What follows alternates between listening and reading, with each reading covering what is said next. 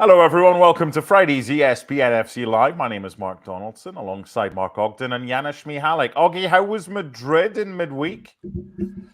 It's always a privilege to go to Madrid. You know, Real Madrid, one of the greatest teams in the world, fantastic stadium, great game, two great teams. So, yeah, fantastic. And I think second leg next week is going to be incredible. It's really set up for both sides to go through. So it was an instant classic, wasn't it? For some great defense, some great goals and not some great defending. But it was, I'd happily have a 3-3 next Tuesday or next Wednesday and see it go to penalties. Even if it means plenty of rewrites. Janusz, how many games did you watch this week? I unfortunately, as always, too many. Yesterday was a tough one, right? In Europa League alone. Yeah. Although, we're going to talk about Aston Villa. That was a doozy in Conference League, but that was tough. 4 quality games to watch them, and so much going on. So, indeed, we park the European action to one side to an extent because we're going to be talking about Liverpool and where they are now and what they have left to play for this season. The answer is plenty. But how do they get a reaction this weekend against Crystal Palace? I tell you what, let's hear from the man who knows, Jurgen Klopp. First and foremost, I cannot ensure that, never could, but it's still the job I have to do. But first and foremost, what's really important, I don't think it's a general low point, even we can see it like that as well. It was performance-wise a low point. Yeah? So the good thing about really bad performance is easy to play better. So we should start from there. And for first and foremost, this must feel bad, and it does. So to let the boys take it home, nobody will sleep great. And then tomorrow we come together, then the boys, the starters recover, and all the others get a proper session. And then you go from there. And then on Saturday we will start preparing Crystal Palace. So yes, we have to show reaction, definitely, 100%. That's clear. But I cannot plan the reaction 20 minutes after the game when I gave in these 20 minutes constantly interviews.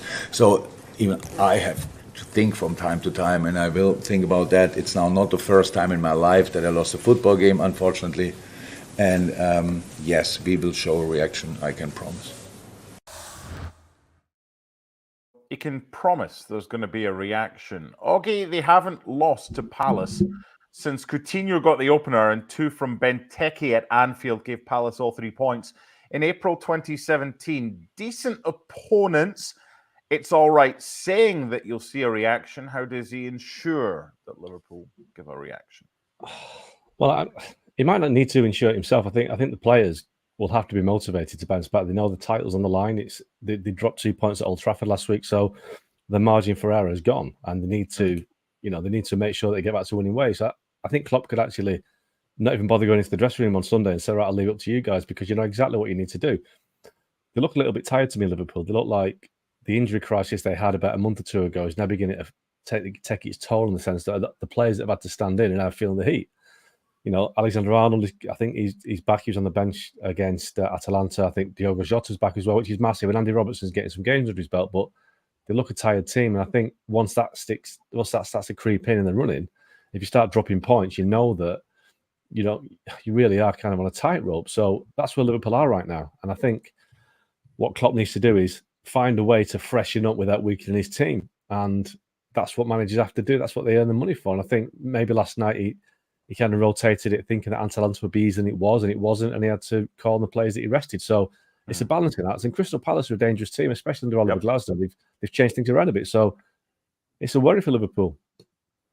Janusz, how does he freshen things up, as Oggy said, without weakening the team against Palace? Yeah, he doesn't have to do that. That's the name of the game for Liverpool and the rest of the season. Play your strongest lineup. Everybody's back pretty much. Trent is back. I mean, right now, regardless of what happens in Europa League, obviously the title is on the line. I mean, all the big players are back. Diogo Jota, even though he just came in already, you could see made a difference, as he always does, right? For him, after injuries, it doesn't take long to get back to it. I think he's going to have to manage that. I'm not saying that Jota is going to be in the starting 11 right away, but if you can, you do that.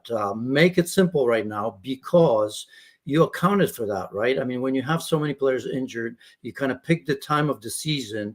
All teams do that when you want your best players back.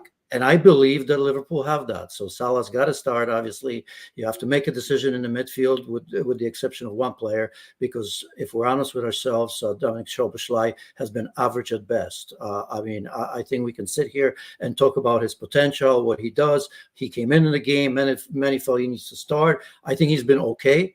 No more than that, right? And he's going to come good at some stage, I hope, anyway. But so make a decision there with Jota and Salah. That leaves you with just one decision: who's going to fill the third slot. As I've said, everything picks itself. So you can't account for what happened last in a game against Atalanta. It's not the loss, because that's going to happen to everybody, right? But I think the lack of reaction, for the most part, to allow this to be 3-0. We saw Salah scored a wonderful goal that was marginally offside, but that would worry me a little bit, because we usually see with substitution massive reaction from Liverpool and Jurgen Klopp. So that 3-0 would bother me, but the loss itself, it happens. Okay, some managers pick the team for a league game with one eye on the midweek European tie. Going forward now, Liverpool go to Bergamo in midweek with a 3-0 deficit. Could they overturn it? Of course they could, but the focus cannot be allowed to be on that. That will take care of itself. The focus has to be on Palace. Would you have that focus, knowing that Europe will take care of itself, and look, if they do it, they do it. If they don't, they don't? Or is this all about, it's all the eggs in the Premier League basket, and then we'll see where we are after the game? Yeah, I think in many ways the Crystal Palace selection takes care of itself. He has to put his strongest team out. But I think the dilemma comes next week, because the Atalanta game is Thursday. They then play Fulham on the Sunday. So it's a case of whether Klopp has to go with his big guns this week, and he really has to. He has to get a win, make sure they stay in the title race. Well, they're not going to be out of it, but maintain that kind of pace with Arsenal and City. His big dilemma comes next Thursday, when he thinks, do I put the big guns out again to try and do mission impossible and overturn a 3-0 deficit and win? Or do I keep everybody back, abandon the Europa League, which is a big competition to win? It's the one trophy he's never won as Liverpool manager. Do I hold everybody back and make sure that everybody's fit and fresh for Fulham away at Craven Cottage a week on Sunday? Because that is a tough game as well. So it's what he prioritises. Do you prioritize? Obviously, he has to prioritise the Premier League. That is the big one. But equally, football managers and football players and fans are greedy. They want to win everything. And the Europa League is not a trophy that you can sniff at. What a way to go that would be, to to have your farewell in Dublin, which is a city with massive Liverpool support, and win there. But that is slightly out of his hands now. So, like I said, the Palace team selection should take care of itself. The big guns that are fit, they play. It's what he does next Thursday, and whether he can afford to risk the same big guns again, knowing they got a massive game at Fulham 3 days later. Yeah, Janusz was talking about being fit and being fresh. I don't think you're going to be fit and be fresh, certainly 100% now. So it might just be the case of, whether it's game by game or just ask the players for everything they've got. We've seen Rodri at City saying that he's tired. It happens at this stage of the season. You can't not be fit or fresh if you're playing every 3 games. So what does he do with regards to this going forward? Yeah, dilemma. I hear what you're saying, Augie, but I don't think there is any really, because he's been doing this in all the cup competitions. There's going to be a little bit of a rotations, and only now, because of that loss, we may look at it differently. Because if this was closer, or maybe Liverpool wins, nothing would have changed for him, right? Because what's going to happen? The best lineup, or the best possible lineup against Crystal Palace. Then you go to Atalanta, and you're probably going to start and give some extra minutes to the likes of Diogo Jota. If Trent's available, it's going to be a very strong lineup that may or may not get through. But clearly, if I were him, he's thinking, look, if I'm going to win something, support or not, I haven't won Europa League. Premier League is the only title he has to win. He understands probably that that's going to go a longer way, right? Everybody's saying that he should have probably won more than just one Premier League title. I'm not saying that he's going to say no to Europa League, but I can't imagine for the life of me that he would stress about it too much. It's still going to be a strong lineup, simply because some of the big names that I've mentioned will need minutes, and it may just be good enough to win that game. May not be good enough to get through that, but I don't think he's going to lose any sleep, because the bottom line is he's going to have everybody, the Jotas, the Trents, ready to go for 3 away games, right? And then there's Spurs. So I think he's looking at that. How do I get my best players to be able and available for 90 minutes for those 4 games that are coming up in the Premier League? Oggy, what are you hearing about Liverpool's replacement for Jurgen Klopp? Amorim's kind of being, I'm not really wanting to comment too much about that, but he's the bookie's favourite. What are you hearing? Yeah, well, what I've been told is that Ruben Amorim and Roberto De Zerbi are the two leading candidates. Now, there was some suggestions last week that De Zerbi kind of fallen on the list a little bit. I'm told that isn't the case, but Amorim is the guy that probably shades the preference in the sense that, you know, he's managing a big club already, a big club in Portugal. He's won a title. He's going to win another title, looks like, this year. So his pedigree in the sense of managing a big club is established. They're not as big as Liverpool, as we know, but they are a big club in a big football country. De Zerbi hasn't quite done that yet. And I think that would be a little bit of a hesitation, maybe. Can he handle the intensity of managing Liverpool? I suppose he could, but the benefit that De Zerbi has is that he knows the Premier League. He's managing the Premier League now for a season and a half. So I don't think there's a perfect candidate there, but Amorim is a guy that, you know, they really like. But the fly in the ointment with Amorim is that Barcelona wants him as well. So if Barcelona decide that he's their guy, he's got a massive decision to make because, you know, both clubs have got great appeal, but they've both got kind of downsides as well. I guess the downside of Barcelona is the fact that they've got massive financial problems and the team does need a bit of rebuilding, albeit some fantastic young players coming through. Liverpool's situation is that you've got to follow an absolute legend in Klopp. That team needs some new blood because they've got some of their top players in their 30s, early 30s now. And also, when you manage Liverpool, you know that if you have a bad season, you can finish 5th or 6th, as they did last season. If you have a bad season at Barcelona, you finish 3rd or 4th. So there's a kind of a safety net there. So Liverpool need to move quickly, I guess, to get Ruben Amorim if they really want him, because there will be rivals there. And I think, I don't know, who would you choose? You know, Barcelona or Liverpool if you had the choice? It's a tough one because they've both got pluses and minuses. So if it isn't Amorim, could be De Zerbi, but Bayern Munich like him. So Liverpool don't have a straight run to the manager they want, and that is the danger, because in many ways it could be a little bit like Man United under Sir Alex Ferguson 10, 11 years ago. David Moyes was the 6th choice in the end because they missed out on a lot of other managers because they didn't move quickly enough or they couldn't persuade them to go. So Liverpool have to be on top of it right now to get Amorim, and I'm sure they've got plenty of feelers out, shall we say, but I think there's still a bit of work to do. Janusz, when you look at Amorim, and Oggy's mentioned Barcelona, the issue for Barcelona is that Xavi might be staying. He doesn't need to be registered for next season. They don't need to pay a transfer fee to get Xavi because he's already there. They would need to do both. They'd need to register Amorim. They need to pay for him as well. So is it for you a straight swap or straight fight, between Roberto De Zerbi and Ruben Amorim? You know, we can sit here, even if it's Amorim, we have zero idea how that's going to pan out because of what happened with Jurgen Klopp. We've seen that with Sir Alex Ferguson.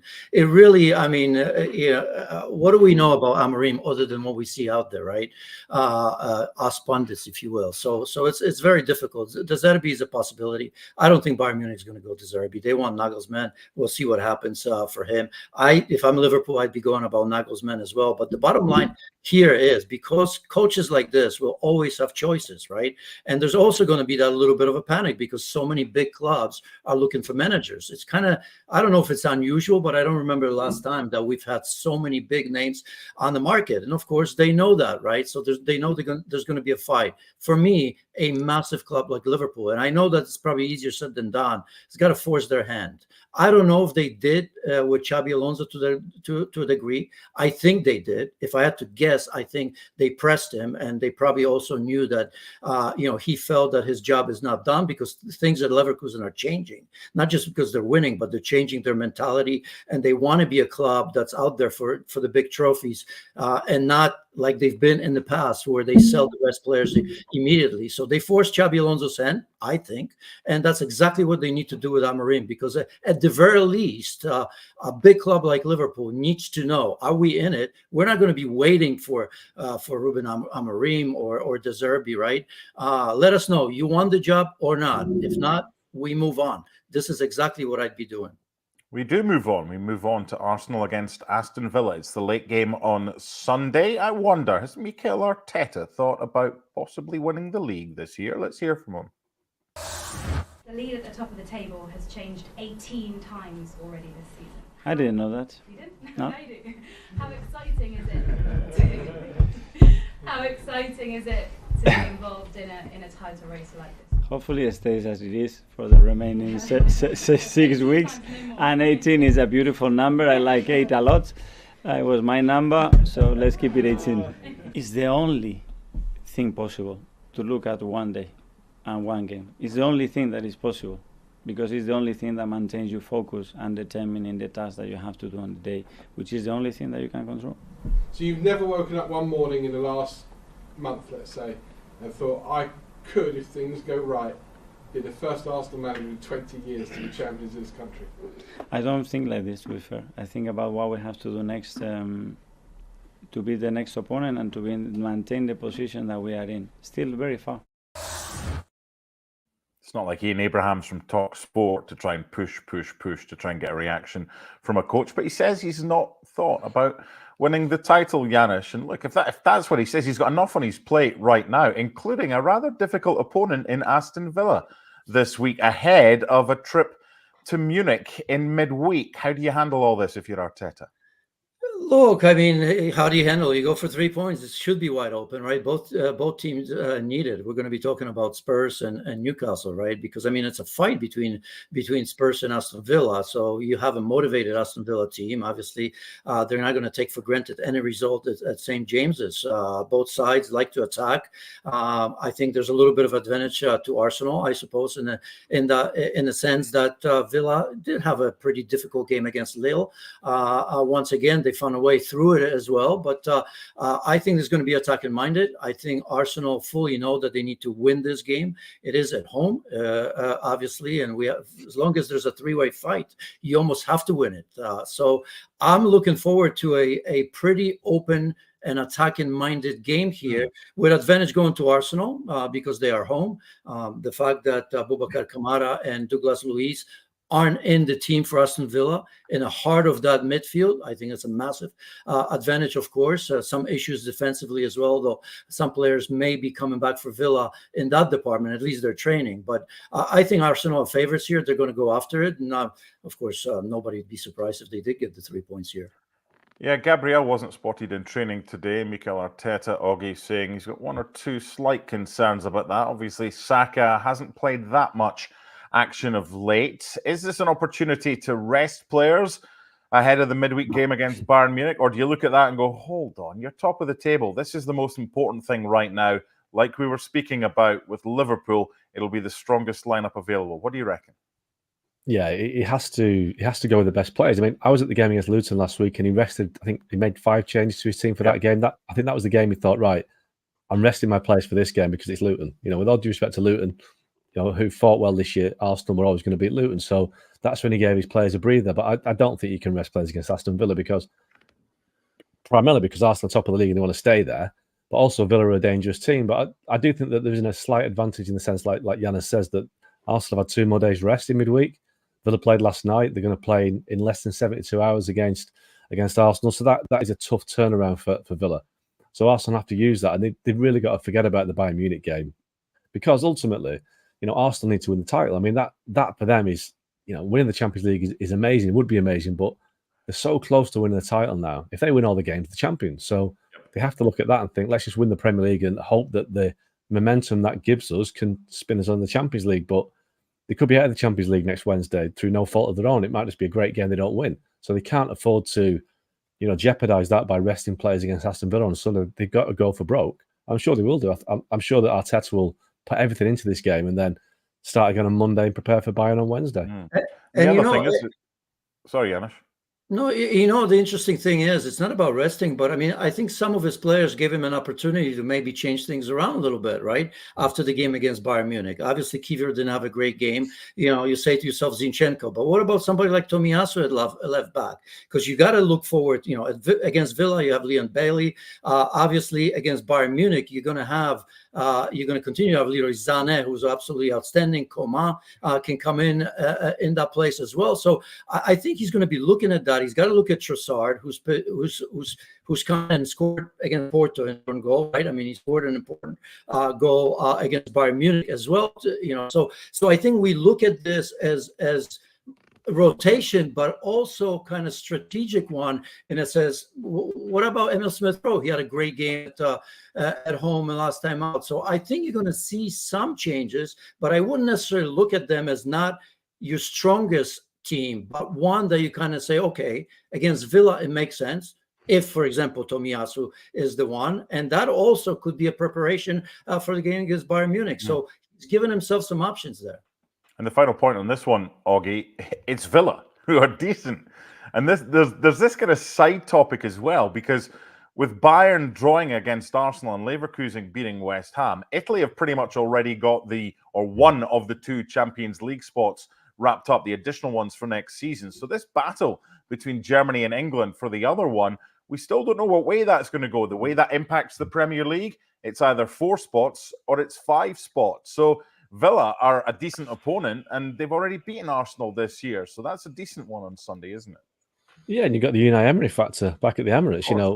Unai Emery, he had a difficult job taking on from Arsene Wenger because the club was in a bit of a decline by that point, and I think he kind of caught the tail end of it. And he did a lot of good work there, which Mikel Arteta has kind of benefited from. I think Bukayo Saka made his debut under Unai Emery. So in many ways, Emery laid the foundations on which Arteta's built this squad. Arteta made some tough calls as well, getting rid of Mesut Ozil and Aubameyang. But still, the work that Unai Emery did helped Mikel Arteta take Arsenal where they are now. So it'd be interesting to see what sort of reception he gets from the Arsenal fans. I think he'll get a good one. I think they'll show the respect that this guy came in at a tough time and did a good job in the circumstances. So, but he will go there desperate to win and think, no, yes, this team might win the league, but don't forget my part that I played in it. And if I can get Villa a result here, I'll get Villa in the Champions League, which would be a massive achievement.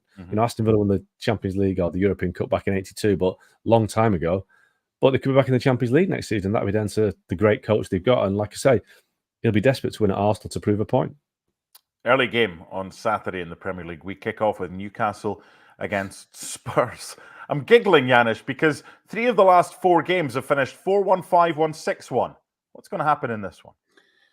Yeah, and that brings us back to that Villa against Spurs battle, right? Because, you feel that they'd like to at the very least match each other. They're, I think, 60 points, right? The goal difference, the goal scores against is very, very close as well. I think that battle is going to continue there. We always say that it's difficult to go to St. James's. It's incredible when I look at I couldn't even memorize who's out for Newcastle because that story continues. Everybody except 11. And it gets worse and worse every week, right? And the stories being written about Eddie Howe that the injuries continue because he had that issue at Bournemouth.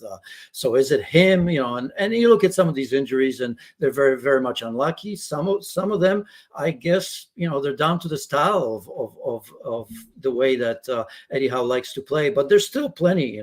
Alexander Isak's been getting better and better, even though he's been injured himself. So last, great result. That back 4 unrecognizable as well against Spurs team that I expect to start kicking in a little bit because remember, they started out on fire, right? I mean, top of the league for the longest time. They've had injuries themselves, incredible ones, such key players. They're slowly, you can say that they've gotten the band together, but they've been unconvincing, Spurs. I mean, I don't think they've ever hit the heights of that start of the season, Augie, if I remember correctly here. So I sort of expect this to be, I don't want to, more of a test for Spurs than really is for Newcastle, right? Because if Spurs truly want to be in the Champions League, it feels to me that this is a crucial game where, I hate to say it, but I think they need to go to St. James's and win it. I mean, I'm not saying that draw would be bad, but I just, my gut feeling tells me that this is a crucial game for Spurs. Augie? Yeah, I mean, it's a crucial game for both sides in the sense that I think Newcastle are back in the race for European football. But I think with Man United slipping up recently, I think you've got Newcastle, Chelsea, even West Ham and United are all fighting for we don't know how many places because of the way that the situation is with top 4, top 5. Who's going to win the FA Cup? But still, Newcastle are back in the shake-up and they want to get back into Europe. So this is a tough game for Tottenham. But like you guys say, we don't know yet if 4th or 5th is going to be. So we don't know if 5th is going to be good enough for the Champions League. So Tottenham really need to maintain where they are because Villa have got a tough game this week, and it has to be said, Arsenal away. So this weekend, Tottenham, if they win at Newcastle, they'll put massive pressure on Villa to respond, and it's going to be hard for Villa to respond. So it's a massive game for Tottenham in that sense that it's a real opportunity to take a lead on Villa in the race for 4th place and do it, put a bit of pressure on. So massive game. And I think Tottenham right now look like they're going to shade that race for 4th spot, but we've still got a few games to go, and it's certainly interesting at this stage.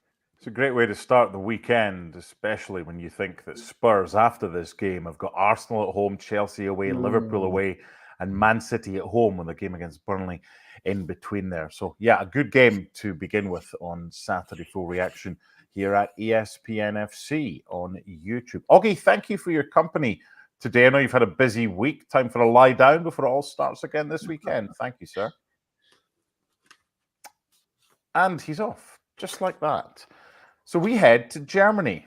What a weekend it could be. A momentous weekend. You are on commentary duty, Janusz Michallik, because Leverkusen can win the title for the first time ever. And for the first time in 12 years, it will not be Bayern Munich. They face Dortmund. Will they get it done this weekend? I mean, they should. I think You're they not face. sure. They say Not sure. no. I mean, it's Werder Bremen, isn't it? Look, I mean, if it's not going to happen this weekend, it's going to happen, whenever. I mean, the title is done. It's well, Stuttgart, will say, man, no, title is done. I think what we saw against West Ham was so impressive, and in a way, and encapsulates really what we should know or what we should think about Bayer Leverkusen, because that was something special, right? I'm not saying it's done and dusted, because I mean they had so many opportunities to put West Ham to bed, but in terms of what they did to them, I mean that's incredible. They destroyed West Ham. I saw David Moyes talking about that it's not fair to compare, top of the table in Bundesliga to West Ham being in whatever seventh, right? And he meant it that they're much better than that, right? But my goodness, was that, I mean, this was 11 London buses there in the first half. You saw the statistics, 76%, I think, or 5, whatever it was in the end, possession, 33-1 attempts on goal, 15-1 shots on. I mean, it was absolutely incredible. And it was Bayer Leverkusen at their best, just patient, obviously needing to break this team down, and ultimately very late in their fashion, as they often do, either getting a draw or coming back and getting wins, finding a way to score 2 goals again late in the game. So again, we'll see if that's going to be enough. I have a lot of respect for West Ham, and they're certainly capable to overturn that. But just based on that one leg, this was a total destruction of a very good Premier League team. Yeah, we were doing Bayer Leverkusen last week at Union Berlin, the commentary of that one. And with Bayern winning at Heidenheim, that's why we were speaking about Dortmund as a potential game to try and win the title. Then things changed. Leverkusen did get the 3 points at Union Berlin.